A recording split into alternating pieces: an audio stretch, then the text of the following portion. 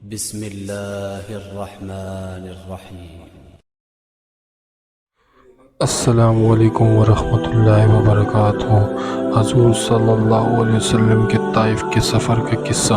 نبوت مل جانے کے بعد 9 برس تک نبی اکرم صلی اللہ علیہ وسلم مکہ مکرم میں تبلیغ فرماتے رہے اور قوم کی ہدایت اور اصلاح کی کوشش فرماتے رہے، لیکن تھوڑی سی جماعت کے سوا جو مسلمان ہو گئی تھی اور تھوڑے سے ایسے لوگوں کے علاوہ جو باوجود مسلمان ہونے کے آپ کی مدد کرتے تھے۔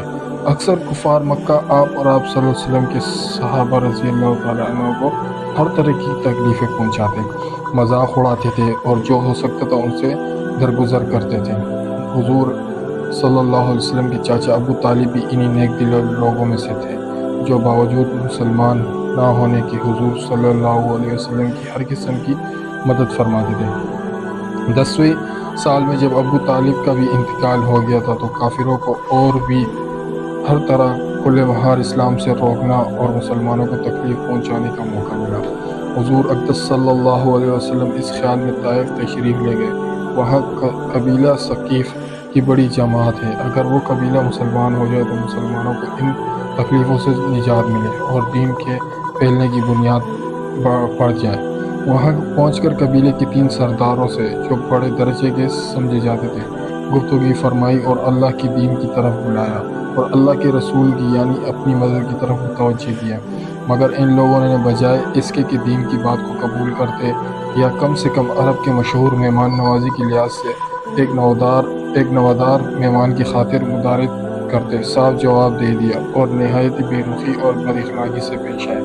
ان لوگوں نے یہ بھی گوارا نہ کیا کہ آپ صلی اللہ علیہ وسلم یہاں قیام فرما لیں۔ جن لوگوں کو سردار سمجھ کر بات کی تھی وہ شریف ہو گئے اور مذاق گفتگو کریں گے۔ ان میں سے ایک شخص نے بولا کہ آہو، آپ ہی کو اللہ نے نبی بنا کر بھیجا۔ دوسرا بولا کہ اللہ کو تمہارے سوا کوئی اور ملتا ہی نہیں تھا جس کو رسول بنا کر بھیجے۔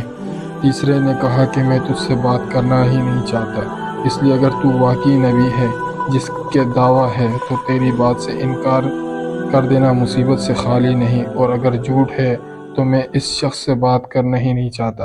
اس کے بعد ان لوگوں سے نا امید ہو کر حضور اکرم صلی اللہ علیہ وسلم نے اور لوگوں سے بات کرنے کا ارادہ فرمایا کہ آپ صلی اللہ علیہ وسلم تو ہمت اور استقلال کے پہاڑ تھے، مگر کسی نے قبول نہ کیا، بلکہ بجائے قبول کرنے کے حضور صلی اللہ علیہ وسلم سے کہا کہ ہمارے شہر سے فوراً نکل جاؤ اور جہاں تمہاری چاہت کی جگہ ہو وہاں چلے جاؤ۔ حضور اکرم صلی اللہ علیہ وسلم جب ان سے بالکل مایوس ہو کر واپس ہونے لگے تو ان لوگوں نے شہر کے لڑکوں کو پیچھے لگا دیا، آپ صلی اللہ علیہ وسلم کا مذاق اڑایا، تالیاں پیٹی، پتھر مارے، حتیٰ کہ آپ صلی اللہ علیہ وسلم کے دونوں جوتے خون کی جاری ہونے سے رنگین ہو گئے۔ حضور اقدس صلی اللہ علیہ وسلم اسی حالت میں واپس ہوئے۔ جب راستے میں ایک جگہ ان شریروں سے اطمینان ہوئے تو حضور صلی اللہ علیہ وسلم نے یہ دعا مانگی، اے اللہ، تجھے سے شکایت کرتا ہوں میں اپنی کمزوری اور بے کسی کی اور لوگوں میں ذلت اور رسوائی کی۔ اے الرحمن الرحیم، تو ہی صحافہ کا رب ہے اور تو ہی میرا پروردگار ہے۔ تو مجھے کس کے حوالے کرتا ہے؟ کسی اجنبی بیگانے کے جو مجھے دیکھ کر تراش رو ہوتا ہے اور منہ چڑھاتا ہے، یا کسی دشمن کے جو تو نے مجھ پر قابو دے دیے؟ اے اللہ، اگر تو مجھ سے ناراض نہیں تو مجھے کسی کی پرواہ نہیں، تیری حفاظت مجھے کافی ہے۔ میں تیرے چہرے کے اس نور کی تفیض جس سے تمام اندھیرے روشن ہو گئے اور جس سے دنیا اور آخرت کے سارے کام درست ہو جاتے ہیں، اس بات سے پناہ مانگتا ہوں کہ مجھ پر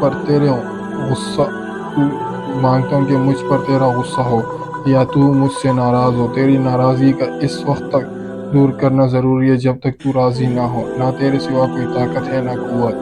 مالک الملک کی شان قہاری کو اس پر جوش آنا ہی تھا کہ حضرت جبرائیل علیہ السلام نے آ کر سلام کیا اور عرض کیا کہ اللہ تعالیٰ نے آپ کو قوم کی وہ گفتگو جو آپ سے ہوئی سنی اور ان کے جوابات سنے، اور ایک فرشتے کو جس کا متعلق پہاڑوں کی خدمت ہے آپ کے پاس بھیجا ہے کہ آپ جو چاہیں اس کو حکم دیں۔ اس کے بعد اس فرشتے نے سلام کیا اور عرض کیا کہ جو ارشاد ہو میں اس کی تعمیل کروں گا، اگر ارشاد ہو تو دونوں جانب کے پہاڑوں کو ملا دوں، جس نے یہ سب درمیان میں کچل جائیں گے، یا جو سزا آپ تجویز فرمائے۔ حضور صلی اللہ علیہ وسلم کی رحیم و کریم ذات جواب دیا کہ میں اللہ سے اس کی امید رکھتا ہوں کہ اگر یہ مسلمان نہیں ہوئے تو ان کی اولاد میں سے ایسے لوگ پیدا ہوں جو اللہ کی پرستش کریں اور اس کی عبادت کریں۔